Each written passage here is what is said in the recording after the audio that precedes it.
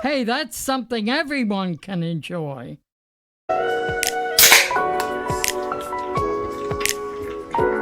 Oh, yeah! Hey guys, what's up here? Today, well, you already know, we're sitting in Kool-Aid, drinking Kool-Aid, talking about Kool-Aid. WTF. Here, here. Facts. You see the way they behave. What are they putting in that Kool-Aid? Well, everyone has an opinion about Canadian federal politics. Oh, yeah. How many kids did you molest with Jeffrey Epstein?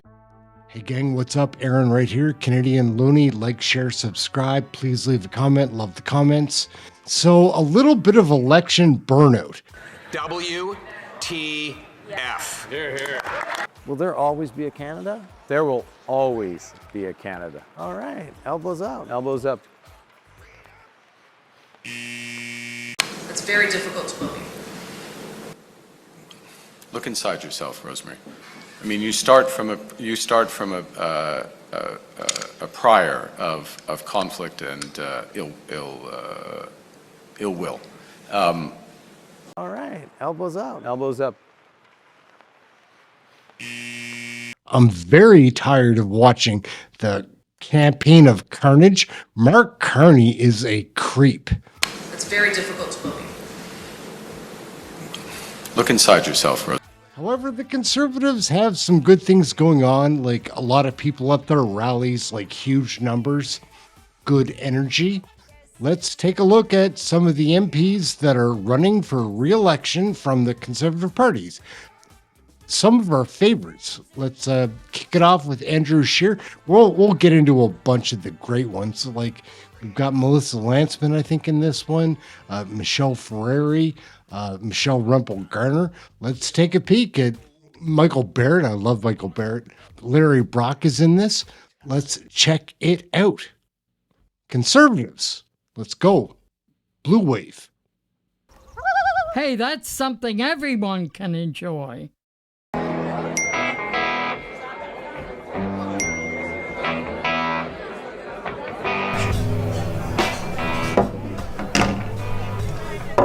I'm so glad we locked Vladdy down.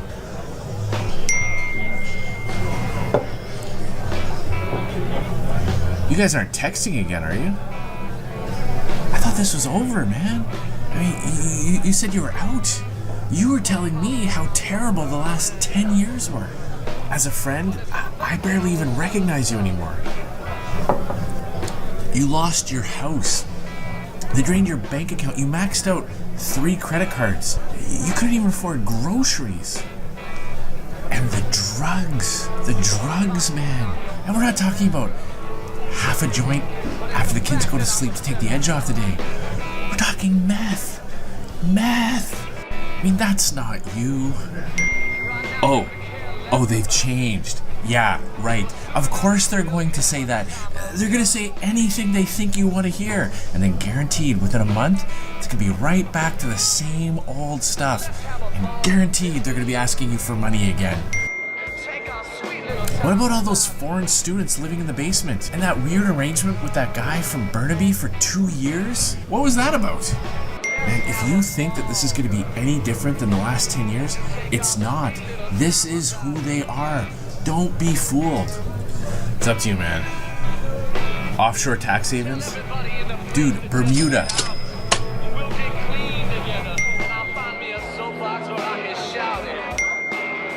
Hi, boss. Hey, that's something everyone can enjoy. We have new concerning information about Mark Carney's dodging of Canadian taxes. Let's recap. The average Canadian family now pays $10,000 more in taxes than they did when Conservatives were in charge. Canadians have been taxed to the max. Liberal taxes have driven up the cost of everything: housing, food, gas, heat, and every other essential item for the average Canadian. But not for every Canadian. Some of the richest people in Canada instead register their companies in other countries that offer lower taxes. Mark Carney is one of those Canadians, and to get his company out of paying Canadian taxes, he registered $25 billion in funds in Bermuda. This took billions of dollars out of Canada to the profit of Mark Carney and his elite buddies. That's why his company was called Canada's biggest tax dodger by the Toronto Star. But just yesterday, we learned even more concerning information about Mark Carney's tax history. When asked by the Toronto Sun where Mark Carney paid taxes from 2020 to 2024, he wouldn't answer. So they followed up. And in the end, it took several emails and a phone call for them to get this statement. Quote, Mark Carney has followed all the rules as a tax-paying resident of Canada, including while filing returns in the years you mentioned, end quote. Well, that doesn't say, yes, Mark Carney paid taxes in Canada from 2020 to 2024. So the Sun followed up again, and once again, ignored. This isn't a hard question. I paid my taxes in Canada, just like I have every year of my working life. But I don't have Mark Carney's resources. I don't have citizenships in 3 countries or a track record of hiding business profits outside Canada. And I haven't moved a business out of Canada into the US in response to Donald Trump's threats. Those are decisions that Mark Carney made. Canadians deserve answers on this. Just like with his refusal to answer questions on his assets, Mark Carney may not believe he owes it to them, but he's wrong. So let's phrase this question very simply for Mr. Carney. Did you pay your taxes in Canada from 2020 to 2024, yes or no? Let me ask you, Mr. Prime Minister, will there always be a Canada? There will always be a Canada. All right, elbows up. Elbows up. Right, boss. Liberals again are talking about housing. Who's ready to stand up for me? Help me. We talked about this yesterday, and it was all the same, and not different. But I mean literally not different. Justin Trudeau said these exact words. The federal government is not only back in housing, but we're here to stay for the long term. We're getting government back in the business of building affordable homes. We've stepped up with housing programs in big cities like Vancouver, Toronto, Montreal. Build Canada Homes will work with industry to build affordable homes at scale. We've seen this movie before. When they have the same words and they make the same promises, you can expect these. Check out the cowlick on Melissa here. Woo! Hey, that's something everyone can enjoy. Same failed results. Like rewarding local gatekeepers who block home building and raise housing taxes, like even bringing back Trudeau's former housing minister, Sean Fraser. Sean Fraser is the guy who brought you the failed housing policies. Remember him? He was also Canada's worst immigration minister. He let this crisis get out of control. And you know what Mark Carney did? He brought him out of retirement and says, you're the guy. You're the guy to fix this mess. He even told us that the plan, the one that you heard yesterday, of home building, doubling it, was a lie. This is how you know that Mark Carney is exactly the same as Justin Trudeau. It's the same people, it's the same ideas, and it's the same failed policies. We can't afford another 4 years after a lost Liberal decade. But it gets worse. You know what's missing from this plan? The word home ownership. It's not anywhere in this entire document. I thought this was an April Fool's joke. Their housing policy literally doesn't include the word home ownership. So does anyone want this? The lost Liberal decade where home ownership has become out of reach for countless Canadians to continue? Well, Mark Carney does, and it's not surprising given Brookfield's landlord status, including their growing single-family home rental business. That's what he wants. Look, it shouldn't take you 25 years to save for a down payment in this country. Canadians who did everything right should be able to buy a home. We'll axe the tax on new homes, saving families up to $65,000 on the purchase of a new home and $3,000 yearly on mortgage payments. And we're going to spur a massive new home building boom. Only a new Conservative government will axe the sales tax on new homes for everyone, remove the gatekeepers who block home building, and build homes that Canadians can actually afford for a change. And we're going to use the word home ownership. We can't afford a fourth Liberal term after the lost decade we've had in this country. We're going to put you first for a change.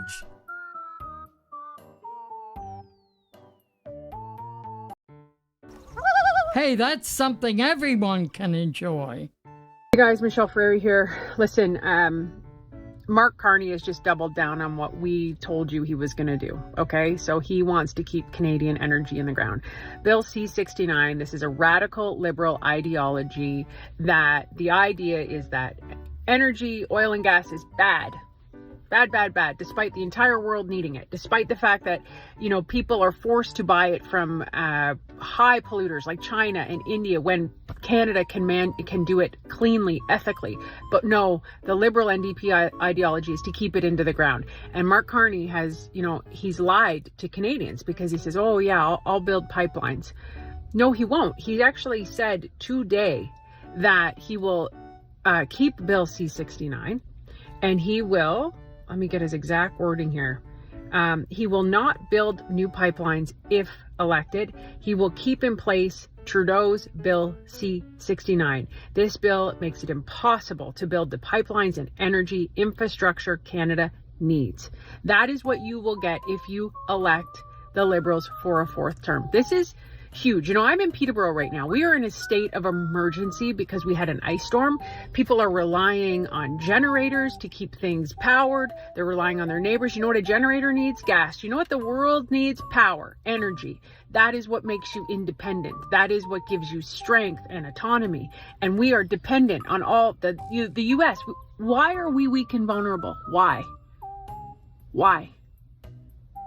Because the Liberals put us in this place, because their ideology, their belief system is that Canadian energy is bad. But oh no, they'll go buy dictator oil and gas. Sure. Russians oil and gas or, high polluters. Like it makes no sense. And this guy just doubles down on it. Read his book. Figure out who this guy is. He's a self-proclaimed globalist elitist. He has no concept. I'd like Mark Carney, I challenge you, Mark Carney, to come door knocking with me for an hour and meet the people who are struggling to survive, to feed their families, who cry at the door because they can't afford to eat. Nothing else matters when you can't feed your family or you can't pay the bills. Nothing. And that comes back to energy security. Canada should be the richest country in the world. And we are not because of the policies of the Liberals. We have $1 trillion ring of fire, the largest mineral mine in the world, and nobody will develop it. We have these pipelines. We have to ship it down to the States and bring it back up and do all of this stuff because nobody wants to build these pipelines. It's insanity. It's insanity. Do not vote for the Liberals, people. If you want Canada to thrive, if you want to be able to afford a home again, if you don't want to rely on a food bank and make food affordable again, this is what you have to vote Conservative for a change. It's the only change there is. What has gotten better in the last 10 years? Absolutely nothing. And it will get worse if they win. Please talk to your neighbors. Have these conversations. This is insanity. We have to be the strongest, richest country in the world because we can be. Because we absolutely can be. We have everything the world needs and wants. Let's develop it. Let's be Canadian. And let's have affordability and security and safety restored. And accountability. Accountability. Hey, that's something everyone can enjoy. Many of Mr. Carney's supporters like to brag a lot about his experience. We're told his expert background and credentials will save Canada. But what if his actual economic record isn't exactly as described? There's no question that inflation is one of the biggest economic issues of the last decade. Inflation crushed household budgets. Food bank use skyrocketed. Interest rates soared, making life unaffordable for millions. Prices of food, groceries, and gas, well, they rose faster than at any time in over 40 years. Asset holders got richer, while ordinary Canadians suffered. Except in 2021, when inflation fears began to rise, Mr. Carney dismissed these concerns, suggesting that inflation was a positive sign of economic progress. Well, he couldn't have been more wrong. Let me ask you a question from your history as a banker. Are you worried about the deficits at all? Are you worried about rising potential inflation? Where should, because the markets are not worried of either at the moment. Do I worry about inflation? Look, in the horizon of normal central bankers, 2 to 3 years, that horizon for monetary policy, it is unlikely to materialize to a serious extent. In fact, we need some inflation to come off from where we are, because there is a lot of spare capacity in this economy. How many kids did you molest with Jeffrey Epstein? While well-known and mainstream U.S. economists like Larry Summers and Jason Furman, they warned of impending inflation, Mr. Carney and most of his central banking friends continued to promote loose monetary policies. In fact, in Canada, Pierre Poilievre was one of the first and few voices who raised concerns about inflation. As early as 2020, Mr. Poilievre warned that money printing policies and quantitative easing would necessarily result in inflation. Hey, that's something everyone can enjoy. You know, one question that I get asked by media and other people, and it's come up just in conversation, you know, people say, well, why are so many people coming out to these conservative rallies? Why are the crowds so big? And, you know, you hear this from these lobbyists and liberal pundits that are on CBC. They'll say, well, why, you know, I don't know why these rallies are so big, why there's so many people turning out. Well, I can tell you, it's pretty clear to me. So, you know, I've been out door knocking in my community for weeks and weeks now. But more importantly, I've represented this community for a long time. And one of the things that I keep hearing over and over again for years is we need hope. And we need hope on things like affordability. You know, housing prices have almost doubled, rent has doubled, people can't afford groceries, people's kids are living in their basements. You know, on doors I get things like, you know, my kid is never going to be able to afford a house. How am I going to be able to afford to live in or retire in Canada? These are the things that I hear, and it's not just from one demographic. It's from people all over every part of my community. Now, the thing is, the Conservative Party of Canada have been literally the only people talking about this at the federal level. The only people. So for years, you know, I've been standing up in the House of Commons. All of my Conservative colleagues have been saying, hey, these years of scandal, of waste, of, you know, deficit spending, of doubling our debt, of breaking our immigration system, these are things that are not acceptable to us, and we need change.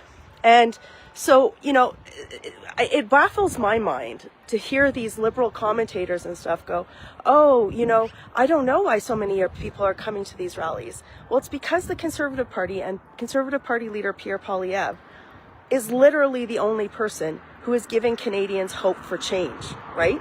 And real change, not just the lip service type of change that is being offered by the Liberals. Now think about this for a second. This is what the Liberals have on offer. They hot swapped a guy who was Justin Trudeau's COVID economic advisor and then senior economic advisor in, while they prorogued Parliament. He hasn't been vetted in Parliament. He hasn't ever held an elected office. And, you know, he's got a lot of questions behind him.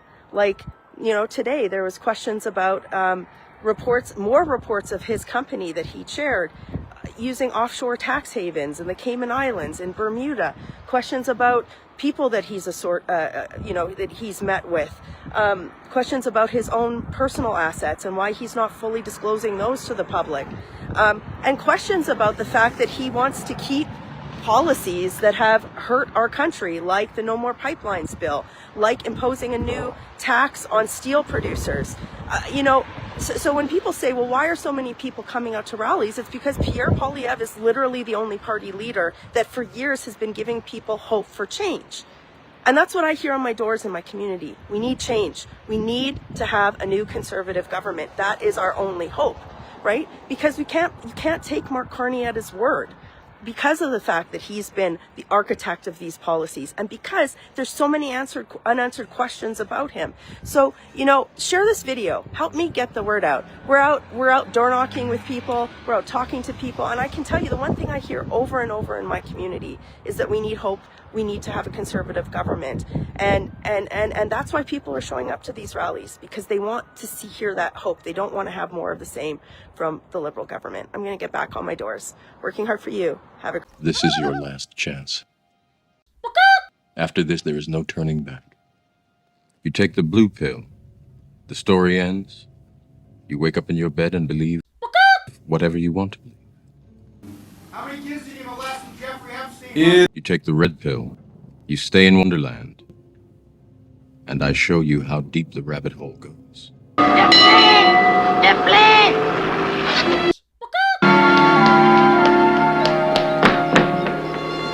Our guests are arriving on time, to the second. They always do. And you always act like it's a miracle. My dear Tattoo, when each guest is paying $50,000 for a 3-day stay on Fantasy Island, he or she deserves miracles. Right, boss. How many kids did you molest with Jeffrey Epstein? Wiggle and squirm as you might, it is really hard to put lipstick on a pig. Bing bong, knock knock, hey daddy do. Bing bong, tick tock, bebop boom. Let's make this interesting.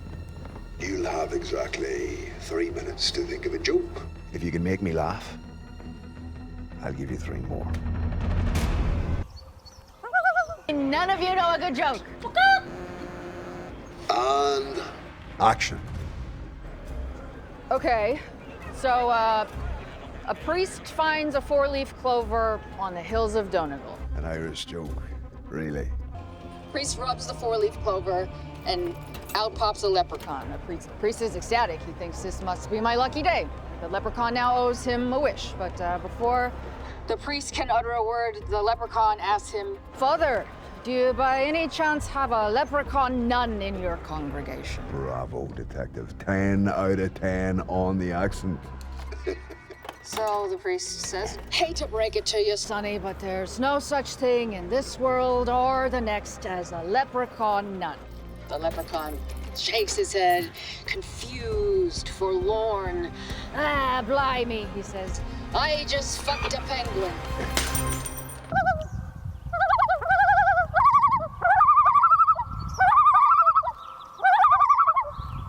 How many kids did you molest with Jeffrey Epstein? Hanging fruit from the tree.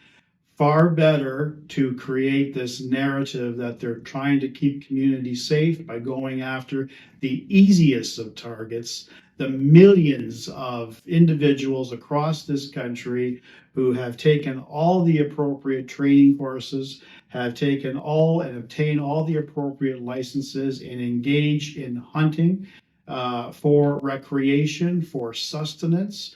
Let's not even forget about the indigenous population who has an absolute right for sustenance purposes to hunt. So do they get caught up into this new interpretation of the legislation the government is trying to advance? They are missing the target repeatedly. And the target is they are focusing on the wrong element. Absolutely. It is not these individuals that are creating menace on our streets. It is not these individuals who are engaging in drive-by shootings where innocent people are being picked off. We just heard the statistics released earlier this week that Canada jumped substantially in 1 year in terms of the gang-related homicides. These gang-related individuals are not using long firearms. They're not using shotguns. They are using those pistols that are illegally being smuggled across our borders. The government is continually failing to address the problem head on. But this is how the government operates. This government of Justin Trudeau, it divides the population into certain segments and turns the larger population on them. Remember, in 2015, after that election, it was rich versus poor, east versus west. And in 2021, it became vaccinated versus unvaccinated. And now it's becoming the legal firearms community versus kind of people who don't have firearms, right? This government is not addressing the most pressing need. And the number one responsibility of a government, Jamie, is to keep its Canadians safe. What I've seen over the last 7 years is the complete opposite. Favoring the criminals, reducing the protection for communities and those of victims. It's appalling. It's got to end. Okay, good day. Welcome. Welcome to the Great White North, aka Canadian Corner. How's it going, eh? Bob McKenzie's my brother Doug.